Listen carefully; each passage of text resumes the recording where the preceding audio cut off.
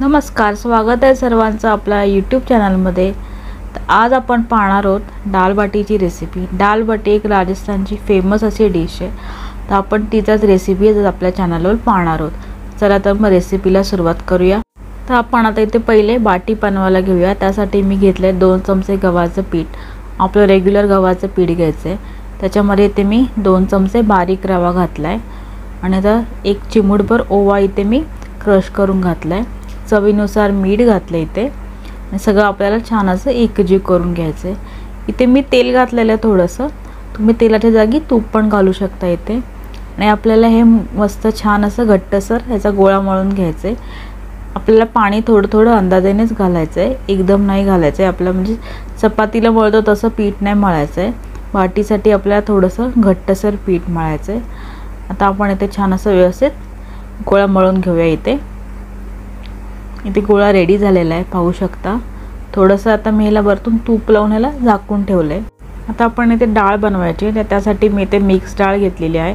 तुम्ही तुमच्या आवडीनुसार इथे 2-3 डाळी घेऊ शकता। ह्याला स्वच्छ धुवून मी एक 10-15 मिनिटं ह्याला भिजत घालून ठेवते, त्यामुळे कसं डाळी पटकन कुकरला शिजतात। आता इकडे 15 मिनिटं झालेली आहेत, पाहू शकता इथे। आता मी हे डाळ कुकरला लावून घेते। अंदाजाने थोडंसं पाणी घालायचं आहे, मीठ, थोडंसं हळद घालायचं आहे आणि तेल घालून मी कुकरला एक 5-6 शिट्ट्या काढून घेते डाळीला।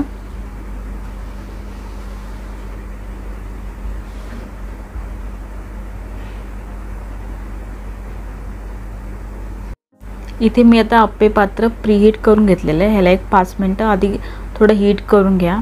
आता आपण हे पीठ व्यवस्थित 2 मिनिटं मळून घेऊया।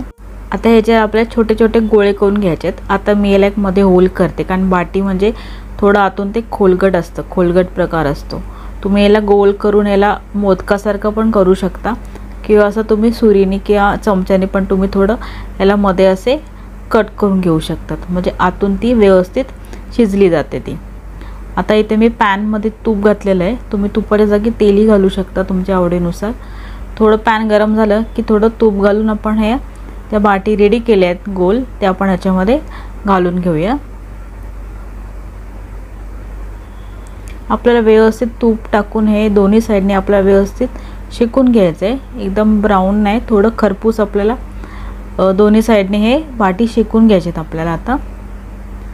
आता मी ह्याला 2 मिनिटं झाकून ठेवते। एक 2-2 मिनिटांनी ह्याला चेक करायचं। त्या दोन्ही साइडने अल्टी पलटी करून व्यवस्थित त्याला आपण खरपूसला शेकून घ्यायचं आहे।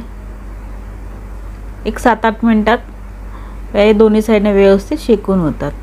आपल्याला गॅस लोच ठेवायचा आहे, आपल्याला लो फ्लेमवरच आपल्याला त्या बाटी छान असं व्यवस्थित खरपून शेकून घ्यायचे। थोडं थोडं मधून तूप पण टाकायचं इथे।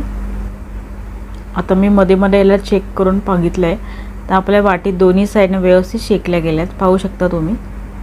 मस्त छान असा याला गोल्डन ब्राऊन कलर आलेला आहे।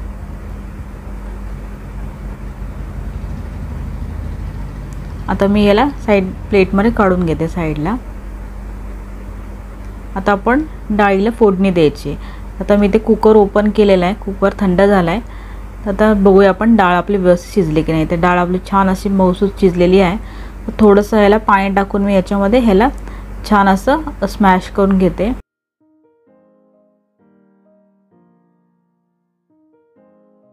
इथे कढई गरम करायला ठेवली, आपण आता त्याच्यात तेल घालूया। तुम्ही तूपही घालू शकता तुमच्या आवडीनुसार, तेल किंवा तूप तुम्ही घाला। मोहरीची इथे फोडणी दिली मी, मोहरी जिरं घालूया।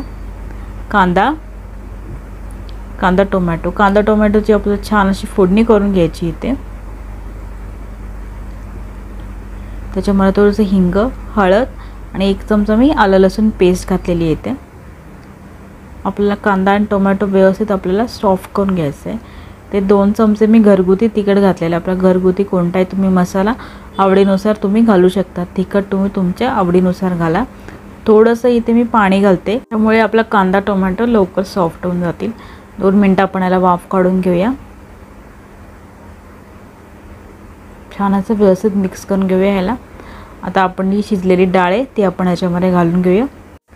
पाणी तुम्ही तुमच्या आवडीनुसार बघा, तुम्हाला डाळ घट्ट हवे का पातळ हवे।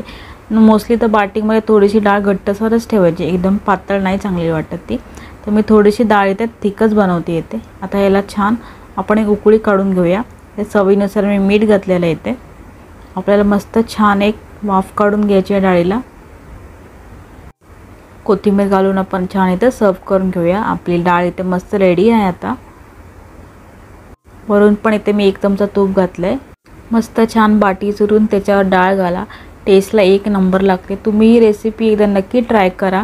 व्हिडिओ आवडला असेल तर लाईक करा, शेअर करा आणि चॅनलला सबस्क्राईब करायला विसरू नका। धन्यवाद।